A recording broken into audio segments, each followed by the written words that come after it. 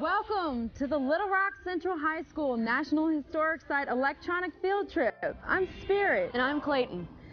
And we're standing on the front lawn of Central High School, which is located in the middle of Little Rock, which is the capital city of Arkansas. Throughout the show, you also can participate with us through our toll-free number, through which you can call in questions during the question segments of the show.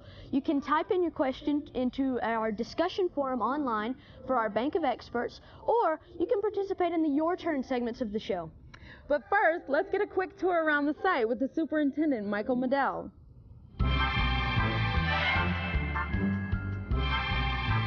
Welcome to Little Rock Central High School National Historic Site.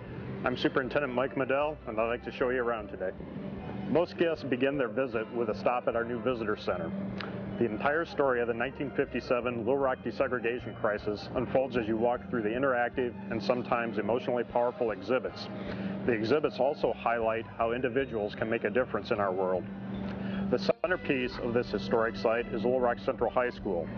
The school was built in 1927 and is still regarded as one of the top high schools in the nation. Little has changed on the iconic exterior of the building. The same steps that the Little Rock 9 climbed in 1957 are used by students today. Also nearby is a restored mobile gas station that looks the same as it did in 1957. The building was used as a gathering place for the media during the crisis, and today we use it as an education center. The last feature of the site is the commemorative garden. The garden provides a place for visitors to stop and contemplate the lessons of the 1957 crisis. There's a lot more to see here at Little Rock Central High School National Historic Site. You'll have to come visit us and explore more on your own. Thank you for the tour, Mike. Now let's meet the 9 citizens who made a difference in 1957. Together, they were known as the Little Rock 9, but separately, they were each unique individuals. Elizabeth Eckford was a 15-year-old junior when she entered Central High School. Ernest Green was a talented saxophonist and loved jazz music. 15-year-old Terrence Roberts was always a source of funny and intelligent conversation. Carlotta Walls was a junior in 1957 with dreams of one day becoming a doctor. Minnie Jean Brown thought choir classes at Central might prepare her for a career as an opera singer. Gloria Ray was a 14-year-old sophomore when she stepped through the doors of Central High School. Thelma Mothershed hoped her love of children might help her become a teacher someday. During Melba Patillo's junior year, she loved singing to the tunes of Johnny Mathis and Nat King Cole. And finally, Jefferson Thomas enjoyed running and playing pickup basketball games. We are privileged to have with us today 2 members of the Little Rock 9, Minnie Jean Brown Trickey and Ernest Green. Ernest, what does it feel like to return to Central High School 50 years after the 1957 crisis? Well, this is a great moment to participate in this field trip, electronic field trip. Returning home is always a high moment for me. As you know, we just celebrated 50th year of recognition of attending Central High School, so I've been back a number of times, but each time coming home I feel great about it, and I feel that choice I made 50 years ago is still a great choice to have made. Hi, I'm Catherine, and we're going to go talk to Minnie Jean and Samantha. Hello, I'm Samantha. This is Minnie Jean Brown Trickey. How are you doing this afternoon, Minnie? Oh, I'm great. This is a wonderful opportunity. The Little Rock crisis story is full of amazing sort of parables and lessons. So I love talking about it, and I love sort of interacting with young people, bringing it to our lives today. Okay, Minnie Jean, how were you chosen to go to Central? I chose myself as well as the rest of the kids who became the Little Rock 9. We sort of signed up and skipped home to tell our parents, oh, by the way, we're going to Central. Kind of like we do now, huh? Absolutely, just the same way we do now. Okay, now we have the introduction of September the 14th, 1957. September 4th, 1957 was supposed to be a school day like any other for the 9 black students chosen to integrate Little Rock Central High School. Each of them awoke that morning hoping to receive a better education at a nicer school. The governor of Arkansas had a different plan in mind. 2 days prior, he ordered the National Guard to station themselves around Central High School and, allegedly for the safety of the black students, barred them from entering. The soldiers, though, were not alone. A mob had gathered outside the school, not to show their support, but to express their outrage at the integration of Central High School and their hatred of the black students. Perhaps the most iconic image of the day was taken as Elizabeth Exford, just 15 years old, walked down the sidewalk in front of the school, trailed by an angry mob shouting obscenities and spitting on her. September 4th, 1957 started as an exciting new opportunity for the Little Rock Nine, but turned into a day engulfed in the worst of human emotion, pure hatred. Hi, I'm Amy Garrett, and I can think back to my very first days of attending high school. I know I was filled with a lot of excitement and, a little anxiousness and some nervousness. But Freddie, you attend Central High School today. What was it like for you on your very first day? Well, I believe that I was very nervous, but with the support of my friends and teachers, I felt that I was in a nice learning environment, and I felt safe and comfortable. But 50 years ago, I don't believe that the Nine felt this way, because as soon as they stepped at least 2 blocks away, they saw a hate-filled mob waiting for them. Yeah, can you imagine this? You're signed up to go and attend Central High School, and as you approach the school, there's this huge mob there, and the Arkansas National Guard is there, and the night before you had heard Governor Faubus say, well, I'm going to send out the National Guard to maintain peace and order, and you would have probably felt, well, I'm okay, but that wasn't really the case, was it? Yes, the National Guard actually came out there to turn the Little Rock Nine away from Central. We're really fortunate that 2 of the Little Rock Nine are here with us today. So let's turn it over to Minnie Jean and Samantha to see what it was like for them, for Minnie Jean on that very first day of school. Thank you, Amy and Freddie. Minnie Jean, now before you started going to Central, have you ever encountered hate? I'd never seen hatred. It was such a shock for me to walk up the street and be sandwiched between Arkansas National Guard's people who were stopping us and a mob screaming obscenities. I was unbelievably shocked, frightened, and bewildered. I could not imagine what they would have felt like. Have you ever when you first seen the mob, have you ever seen anything like that at all? Have your parents ever talked to you about the way people view how we were back then? I can't imagine that we could have anticipated that. It's not possible to imagine that people would behave so badly and just because of skin color. But then we have to see that it's part of our societal belief system and it's embedded in everything. And so I shouldn't have been surprised, but I can tell you I was. What was your other high school like before you came to Central? Horseman High School was a newly built California style. Oh. So we had to walk outside to go to class, which meant we had to wear our coats all the time. And there was some, why is the school so small? Why don't we have the facilities? I think, I talk to a lot of young people, and I really know that secret, that they know what's going on to some extent, and they're wondering, why are things the way they are? So yes, we wondered, why are things the way they are? Okay, now it's your turn with Spirit and Clayton.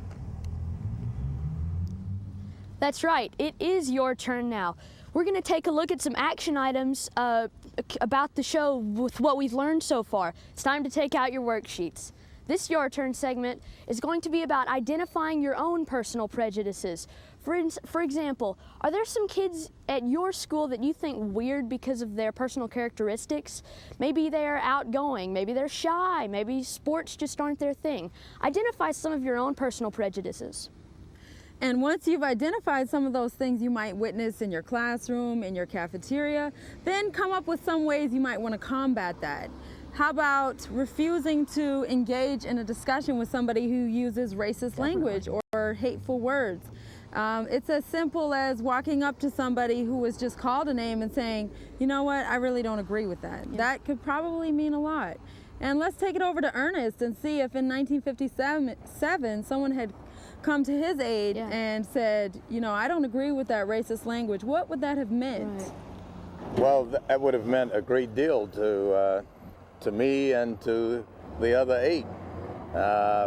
Most of the students who tried to befriend us, the few that did, they were ostracized, they were intimidated, they were threatened, they received threatening phone calls, their parents' businesses were threatened with boycotts. So I would have enjoyed having someone to have reached out and tried to say something kind and something less than harmful to me. If someone in the mob, you witnessed them standing up for you and saying, this is wrong, how would have you felt? Well, if someone in the mob had stepped out and said this was wrong, I would have felt terrific. But that didn't happen. And I think it's the role today for students to understand that you need to speak up. You need to try to think about other people and how you can be of help to them.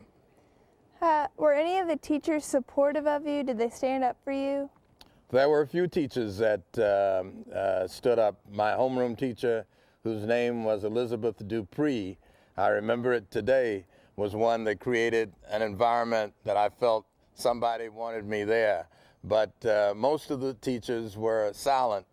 They were part of the great silent majority that didn't speak up. Well, thank you, Ernest. We're going to go to Amy and Freddie.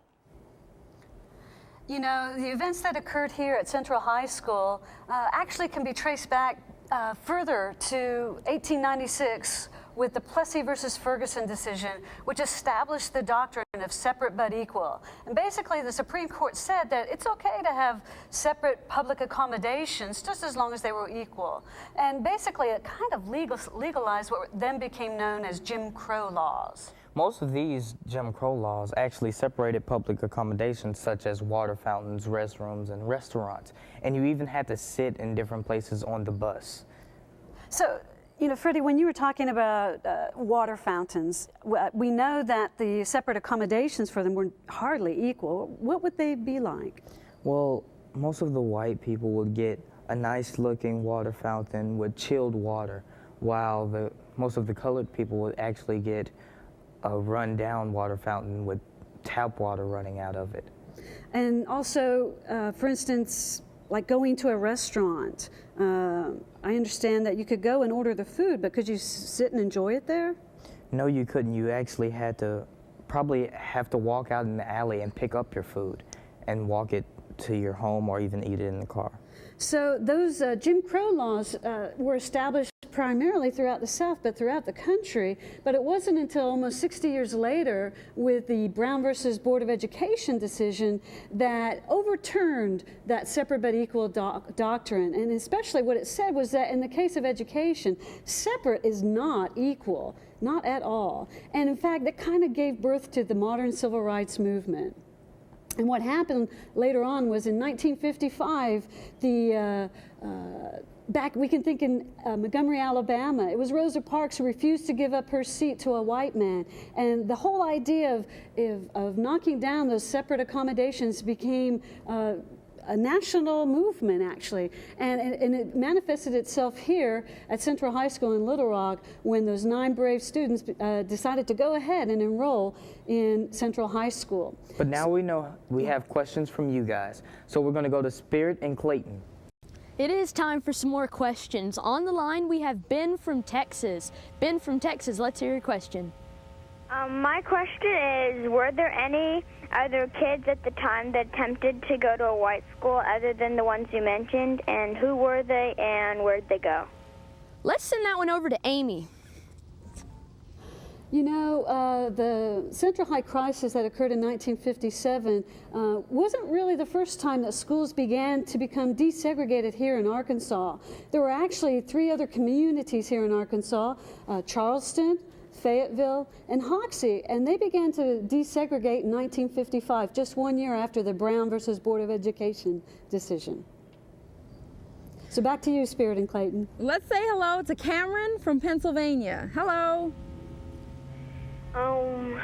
I'm Cameron, and I want to know, are there still towns in the South who segregate blacks? Are there still towns in the South Excellent that question. segregate blacks? I think that is an excellent question. Let's send that over to Minnie Jean to see if she has an answer for you. Well, Cameron, you know what? That is a very good question. Minnie Jean, are there still towns that segregate against blacks in the South? There's a phenomenon in the U.S. called sundown towns. And those are towns where the law has changed, but the practice hasn't. So yes, you can go to towns where blacks are discouraged from living there, being there. Yes, we have places like that in this state as well as across the country. Look up covenants in your studies. You can go, there's a book called Sundown Towns, A Hidden Dimension of Racism, and it's by James Lowen. Yeah, anything we say here, go look it up. And this is just a little taste, and we're hoping to send you further in your learning. So just like what we have encountered like last month with the boys, you know, that's something like a sundown town, huh? Probably, if you can't get in. All the suburbs barred people of color for many years. And so we think that's the way it should be, but in fact, it was created that way. So we have to think about things like that.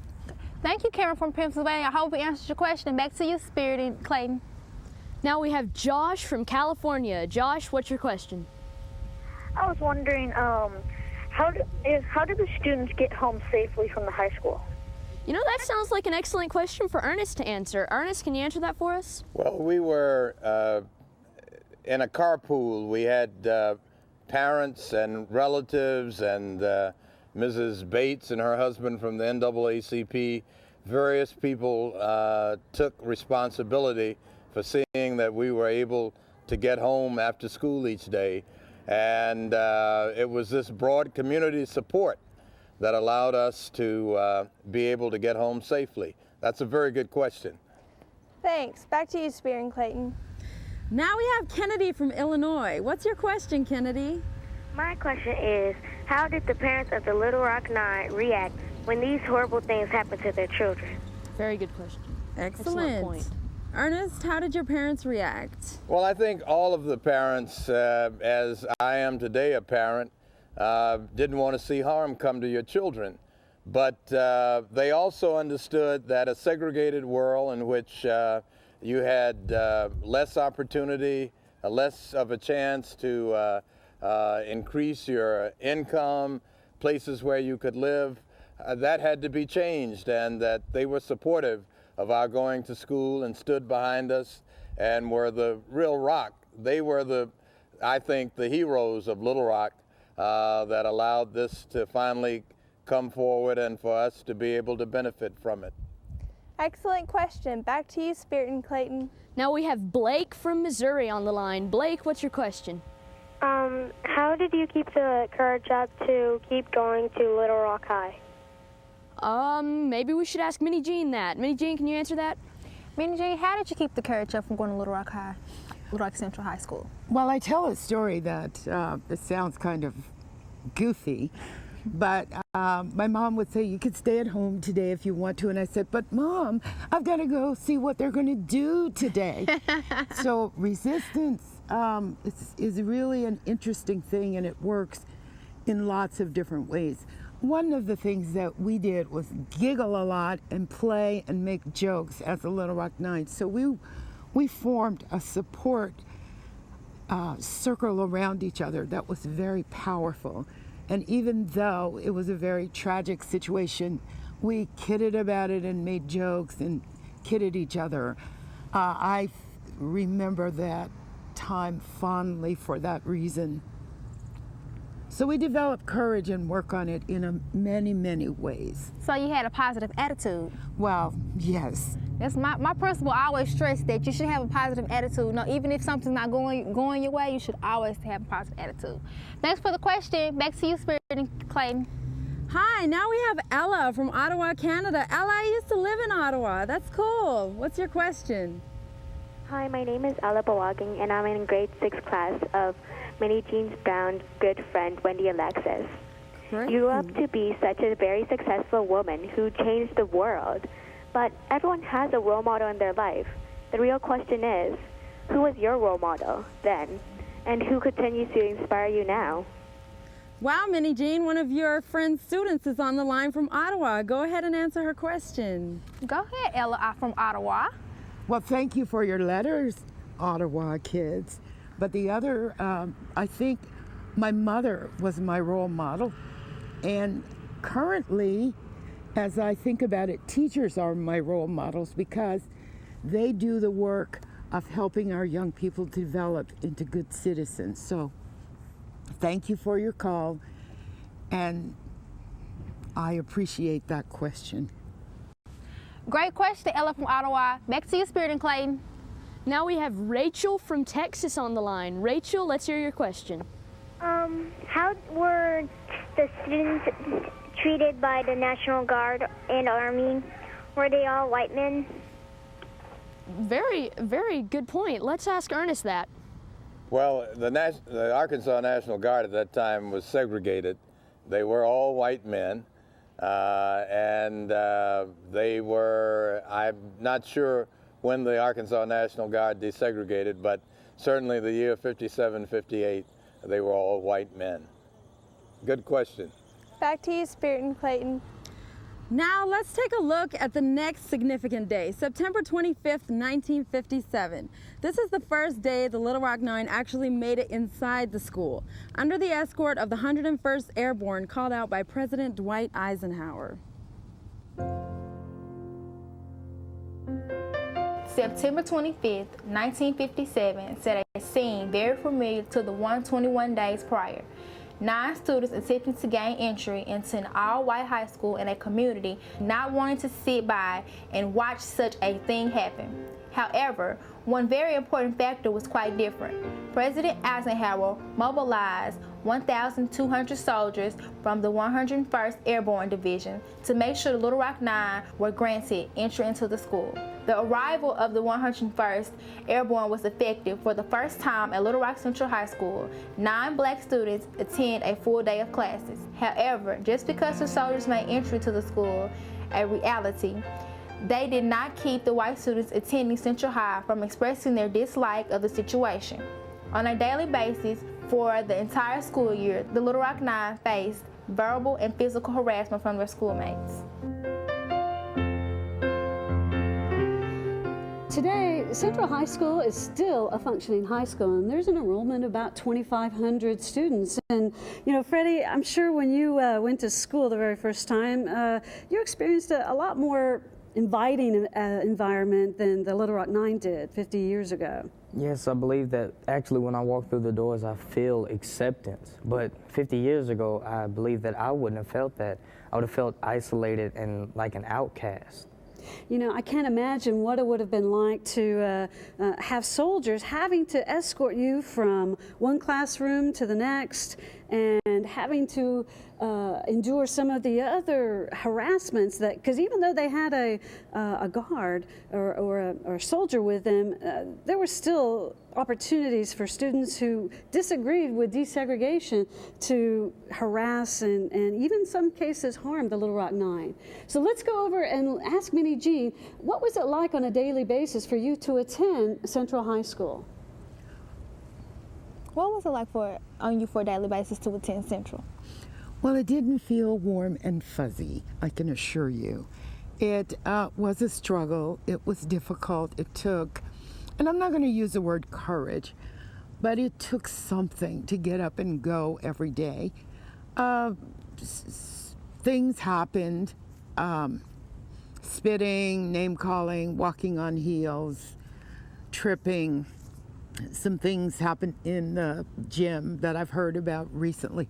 You know, this story keeps unfolding, and even after 50 years, I'm still, you know, the Little Rock Nine really didn't complain to each other. And so it's only now that I'm hearing some of the incidents. But I recommend reading Melba Patillo-Beal's book, Warriors Don't Cry, because she lists and does a very good job of talking about the various incidents. But yes, they were violent incidents.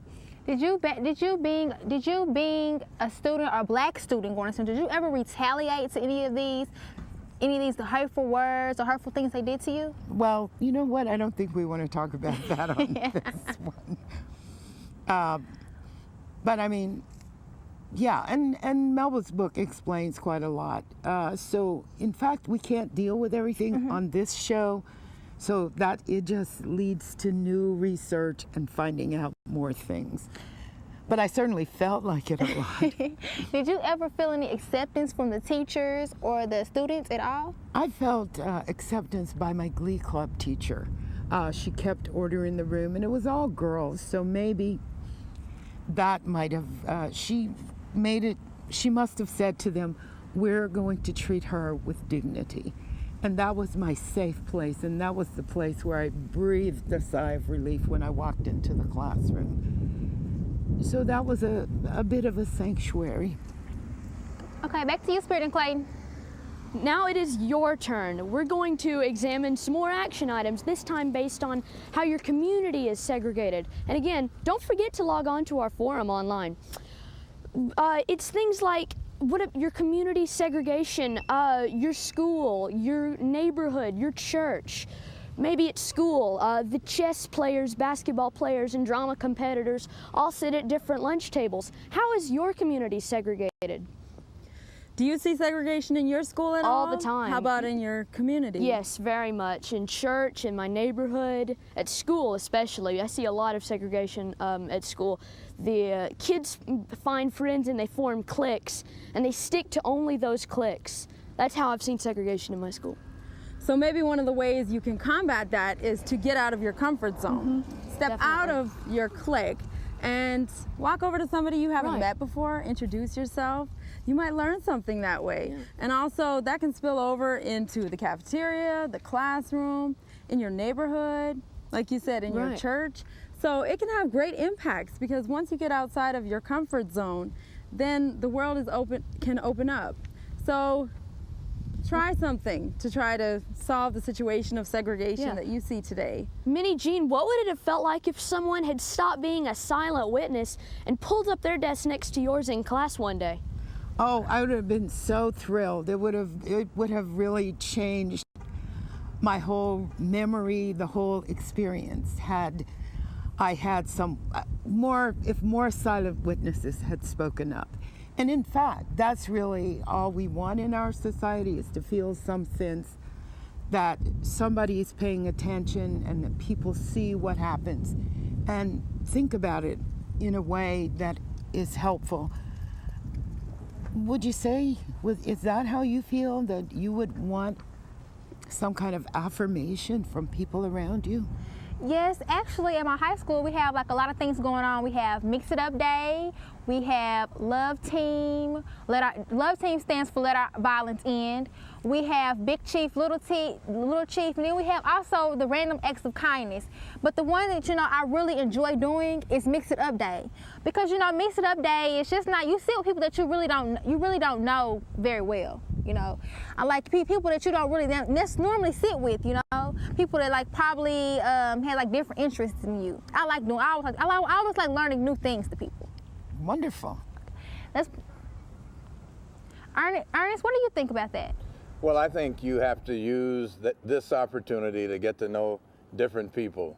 You might be sitting next to the next senator from Arkansas, the next person who's going to discover the cure to cancer, and you wake up 20 years from now, someone that you attended school, you never reached out for them, you never talked to them, and you now want to become their closest and best friend. So you got to start now trying to get to know lots of people, because that's going to be of help to you later on in life, in college, and as you build your career. So I support that, and I turn the question back to you. I think it's great to have clubs and Mix It Up Day. We had Mix It Up Day here too, and it was a lot of fun. I got to meet a lot of new people and find some interesting facts about them. Right now we're going to go to Amy and Freddie. Calling in the 101st Airborne was an example of state versus federal authority. This happened because of Governor Faubus when he defied the U.S. Supreme Court, who said separate cannot be equal. President Eisenhower had to actually step in and use troops to enforce a federal court order. This was the first time he actually had to use federal troops, but it surely wasn't the last time a president had to step in. Yeah, absolutely. You know, the events that occurred here 50 years ago when President Eisenhower called in the 101st Airborne can be seen as sort of a catalyst for supporting the civil rights of the citizens of our country. Later on, in the civil rights movement in 1965, when citizens from Alabama decided to march to Montgomery, they were going from Selma to Montgomery to ask for the rights to vote without having any impediments. You know, they had impediments like a poll tax. They had to pay money just to register to vote. And they also had to, some of the citizens had to take a literacy test. And if they didn't pass, then they couldn't register to vote. But when in 1965, when those citizens were marching in unity to go to Montgomery to demand the release of those, that was kind of a Jim Crow law as well, President Johnson had to call in the federal troops to ensure the safety of these citizens and, again, support the civil rights. So in the big picture, the events that occurred over 50 years ago served as a catalyst for other acts of civil rights improvement through our country, and now we've come a long ways, and we continue to enjoy those wonderful outcomes that occur because of the involvement of our government. Wow, that was a lot of information. Now we need to get some questions from you guys. Now we will kick it to Spirit and Clayton. It is time for more questions. On the line, we have Anna from California. Anna, what's your question? Hi. Were the Little Rock Nine ever attacked or injured by other students after school or during school? Sounds like an excellent question for one of the Little Rock Nine themselves. Minnie Jean, can you answer that? Yes, Minnie Jean. Have you ever been attacked physically? Yes, I was. And I guess the most important attack for me was being kicked down steps, and my mother saw it. I really protected her from the truth, and to have her see that really, really upset me. But the other thing is not physically attacked, but threatened, being outside of school, yes. My father's lost his job. My little brother felt terrorized because of so many hate calls. My sister, they're all younger than I was, so yeah, it was a whole action. It wasn't just inside the school, it was toward a whole community, and it hurt all those different communities. Hurt the city, hurt the nation, hurt the white kids, hurt the black kids. So yeah, it was a whole process of terror. So you weren't just affected, it was you too, it was everyone that was affected by it. Absolutely, that's how these things work. They hurt all of us in some basic way. Great question, Anna from California. Let's go to Ernest and see if he's ever been physically attacked. Well, I agree with Minnie Jean that it's a situation that everybody is harmed by it. Certainly, our lockers were broken into. Wet towels were always thrown in gym. A lot of ways in which people were very creative in trying to see how difficult they could make life for us. But I think we each decided that we weren't going to let this turn us around. And we were committed, as well as our community and people around us, that we were going to get through this and show that we could finish out that year and that hate wasn't going to overrule and take control of our lives. Thanks for your question. Let's go back to Spirit and Clayton. Now we have Kelly on the line. Hi, Kelly. Hi. First off, I'd like to say that I admire you guys and your all's courage. And I wanted to know if anybody ever tried to stand in your way academically, such as like stopping you from graduating. Ernest, I think that's the perfect question for you. Well, that is a great question. There was a class that I had in physics that I wasn't sure whether I was going to graduate, and I didn't feel that the teacher was working very hard to help me. But at the end of the day, I was able to graduate, even pass my class in physics, and went on to a scholarship that I received to attend Michigan State. So it was the support of my family, the support of the other members of the Little Rock Nine, and the support of some of the teachers at Central that helped me get through that year. So I'll pass the question back to you, Catherine. Well, I can't really answer it, but great question, Kelly. Back to you, Spirit and Clayton. Let's say hello to Michelle from Illinois. Go ahead, Michelle. There are supposed to be 10 African American students integrating in Central High School. Why did that student decide not to come? Do you want to answer that, Clayton? Sure. I think it was because of fright, and she just really didn't want to go through that kind of strain. But you know, really, who could blame her? That was so much hatred. I don't think I could have made it through that school year. That's like absolutely like the brave Little Rock Nine. Absolutely. All right. So our next caller is Allie from Arkansas. Allie, what's your question? Hi. I want to know what was their first reaction when they were in the mob, and I just want to know their feelings about the mob. Minnie Jean, can you answer? Can you tell us about your feelings when you were in the mob? Great question, Allie from Arkansas. Minnie Jean, what were your feelings about the mob when you first entered?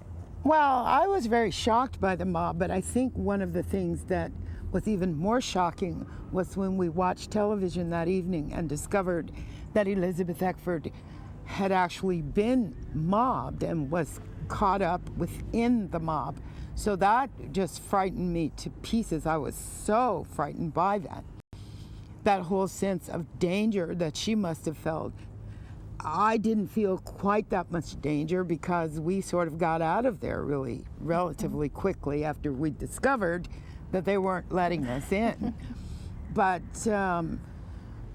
yeah, it's a very strange feeling to just run into hatred. You know, you're just going to school and then find out that people don't want you to do so. That was a wonderful question, Allie from Arkansas. Keep the questions coming, Clayton Spirit.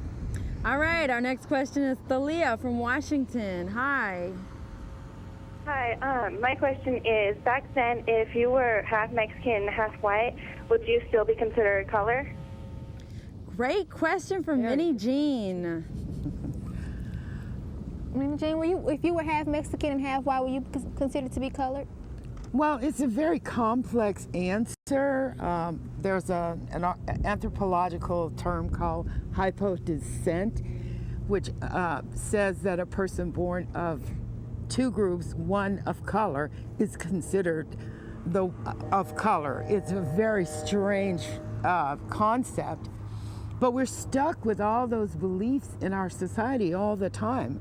I mean, they disturb me greatly that we still have all those ideas in our heads. I guess if from my own experience or from that of my children, you have the value of two ethnicities, cultures. So you have a very potentially rich life. And I'd like to, I'd like to leave it at that. Yeah, because I know, like, when I watch movies, you're not supposed to believe everything you see on TV, but you can believe this. But when I watch movies, they always say, like, the movies from back then, they always say, whatever your dad was, that's what it makes you. Well, in America, whatever little drop of color you have is what makes you, or made you, so.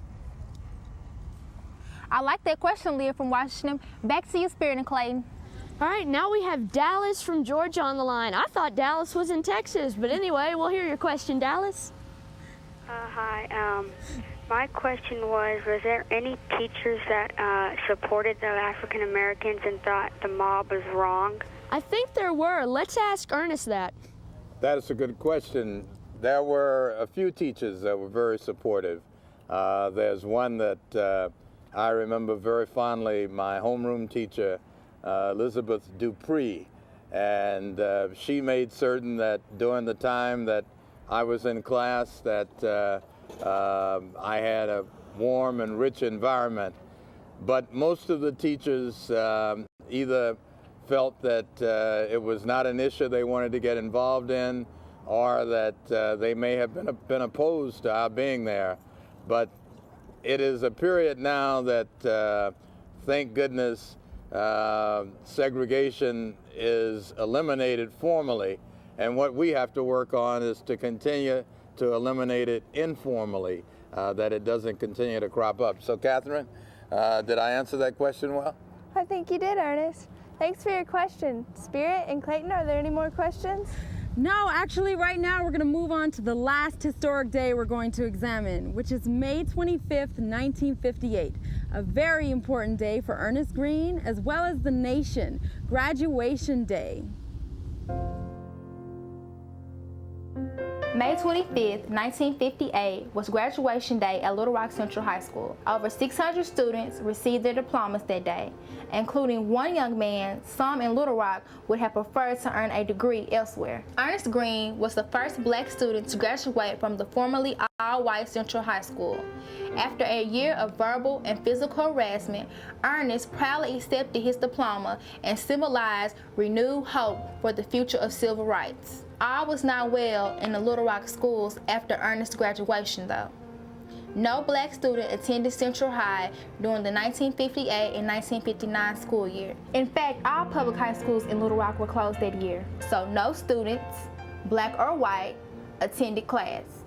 Without a doubt, the struggle to integrate was made easier in the footsteps of Little Rock 9. Ernest Green's graduation in May 1958 was actually a break in the chain of segregation, and it gave a lot of hope for people of color. Yeah, but there was a lot of people in Little Rock, and certainly in the audience who attended the graduation ceremony, that didn't want Ernest to graduate. You know, despite everything that he had endured throughout the school year, he had suffered through all kinds of indignities and harassments, and but he was able to withstand and achieve the final goal, and that was to get his diploma from Central High School. So let's go to Ernest and ask him, really, what did it mean to you to finally walk across the stage and become the first African American to graduate from Central High School? Well, it obviously was a great feeling. I think anybody who has attended high school, the moment of graduation is something you thought about from the moment you stepped into school. That year, though, was really a year of turbulence, and when we look back on it, it's a real miracle that we were able to finish it. But I also have I had a feeling of accomplishment, a feeling that I had set out to do something and was able to succeed at it. And I think that's what any person wants to do in life. And it was because of my family and the other 8 of the Little Rock 9, the support that they gave me, that I was able to get through that. After you graduated, you found out that there was a special guest attending your graduation? I did, Catherine. It turned out that there was a young minister. His name was Martin Luther King, and he was attending my graduation. He sat with my family. I didn't know he was there until the end of the ceremony, and I was able to have a picture taken with Dr. King. He was just beginning his career. I say one of the great stories about Little Rock is that if the Little Rock police knew who Dr. King was, he never would have been admitted to attend my graduation. But I'm one of the few Americans who can say Martin Luther King attended his high school graduation. What do you think the impact of your graduation was on the black community? Well, I think receiving that diploma and completing that year was a big boost. I run into people, Congressman John Lewis from Atlanta, Georgia, always mentions that it was the Little Rock Nine and high school graduation and all of that that made him think that he wanted to change conditions in his community. So in some ways, I think it was the beginning of an impetus. Maybe it was the start of the modern civil rights movement. It helped convince a lot of people that they could do things as well. Well, thank you, Ernest. We're going to go over to Amy and Freddie. Ernest Green's graduation was just the beginning of desegregating school. Actually, next year, Governor Faubus closed all public high schools in Little Rock. This is actually referred to as the lost year, as you can see behind me. But some of the courage of the Little Rock Nine rubbed off to other school districts, and it kind of went to a domino effect, and it went nationwide. This gave a lot of hope to colored people.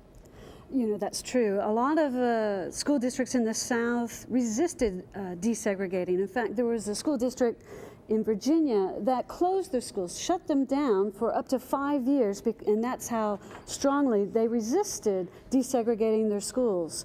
But it was that very first African American, Ernest Green, who really did provide the hope and the catalyst for other school districts to bear witness to, and that they can successfully integrate their high schools and their others in elementary schools and middle schools all across the nation. So this was just the beginning of desegregating not only schools but other public accommodations. You know, I know that there's a lot of other thoughts out there, but I think it's your turn now. We're going to send it back to Spirit and Clayton. It is our third and final Your Turn activity. Take us away, Spirit. Well, the first activity we would like to think about is how you, yourself, can educate yourself on social issues and injustices in your community. Go to a National Historic Site. Learn about something in the past that relates to us today. As Minnie Jean mentioned earlier, Warriors Don't Cry is a great resource, a book that you can read to learn about Central and how it relates to you today. Movies, there are various ways. Pick up the newspaper, turn on the news. Be educated about issues, because unfortunately we still experience injustice today, 50 years later. All right, and you can also talk to your family about how this 50-year-old story relates to life today. It's about stopping hatred. The Little Rock Nine took a big step. They changed the world in stopping hatred, but you don't have to. We're not asking anybody to change the world, because you can't change the world overnight. All you need to do is take small steps.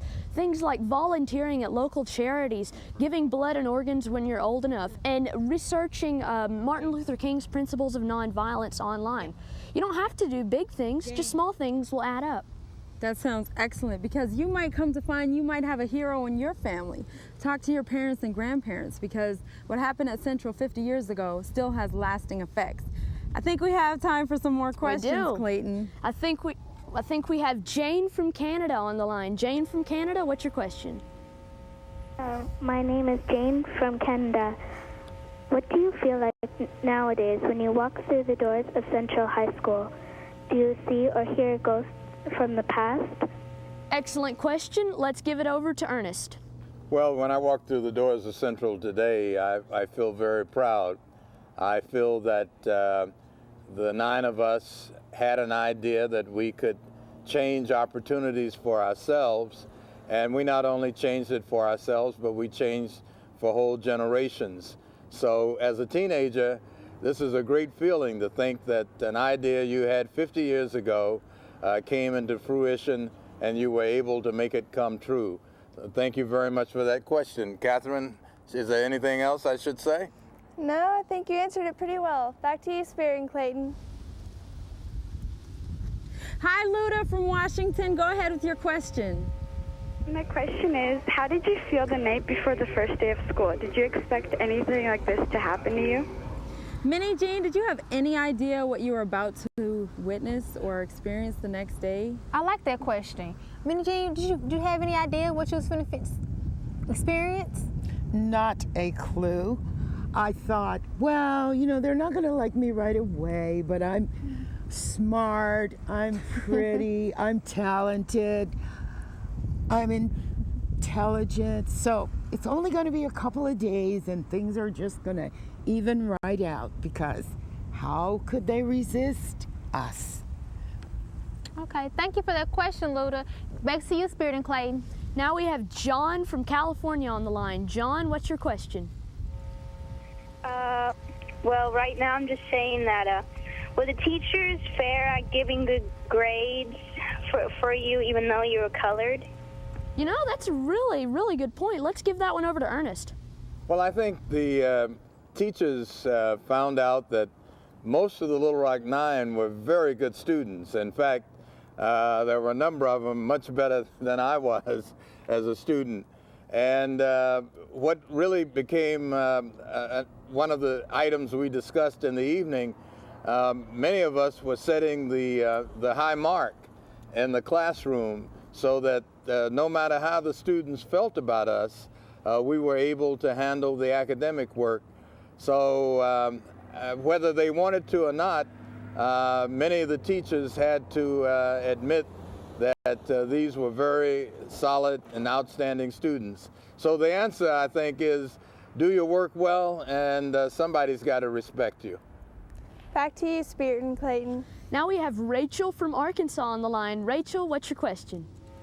I was wondering if it was hard for the Little Rock's 9 parents to enroll them in Central High School.